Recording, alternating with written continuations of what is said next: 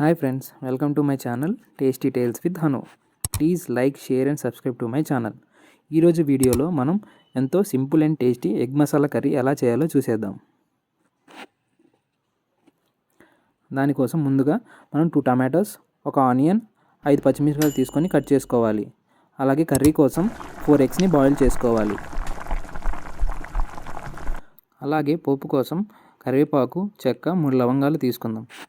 ఇప్పుడు ప్యాన్ పెట్టేసి ఆయిల్ వేసుకొని హీట్ అయ్యాక మనం ముందుగా తీసుకున్న చెక్క, లవంగాలు, అలాగే పోపు కోసం కావాల్సిన జీలకర్ర, తాలింపు గింజలు ఒక్కొక్క టేబుల్ స్పూన్ వేసుకుందాం.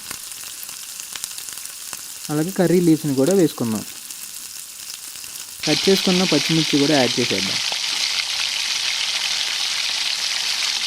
ముందుగా కట్ చేసుకున్న ఆనియన్స్ని యాడ్ చేసుకోవాలి. ఆనియన్స్ బాగా ఫ్రై అవ్వాలంటే కొంచెం పసుపు, సాల్ట్ వేస్తే త్వరగా మగ్గుతాయి.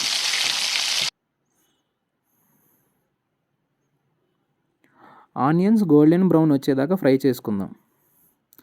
ఆనియన్స్ బాగా ఫ్రై అయ్యి అనిపిస్తే ఇప్పుడు మనం ముందుగా కట్ చేసుకున్న టమాటోని యాడ్ చేసుకుందాం. టమాటోలు ఎంత బాగా ఉడికితే అంత టేస్టీ వస్తుంది కర్రీ. ఒక 4 to 5 మినిట్స్ లో ఫ్లేమ్లో టమాటాలని ఉడికించుకుందాం. చూడండి, టమాటాలు ఇలా మెత్తగా మగ్గేంత వరకు మనం వాటిని ఉడికించుకోవాలి. టమాటాలు ఎంత బాగా మగ్గితే కర్రీ అంత టేస్ట్ వస్తుంది.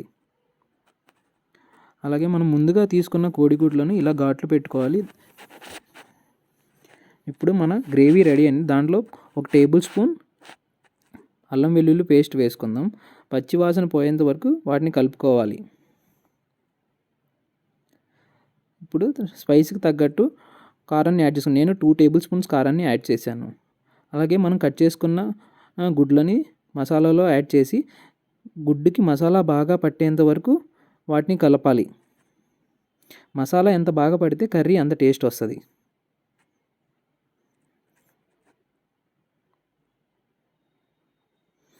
గ్రేవీ కోసం కావాలనుకుంటే ఒక 1/2 కప్ వాటర్ వేసుకోండి. ఇప్పుడు ఫైనల్గా మన గరం మసాలా అండ్ టేస్ట్కి తగ్గట్టు సాల్ట్ని అడ్జస్ట్ చేసుకోండి. ఇప్పుడు వాటిని ఒకసారి మిక్స్ చేసి లాస్ట్గా మనం కొత్తిమీరని వేసుకుందాం. ఇంతే, ఎంతో simple and tasty egg masala curry ready. ఒకసారి ట్రై చేసి కామెంట్లో చెప్పండి ఎలా వచ్చిందో. Please like, share and subscribe to my channel. Thanks for watching. ఇంకో వీడియోతో మళ్ళీ కలుద్దాం.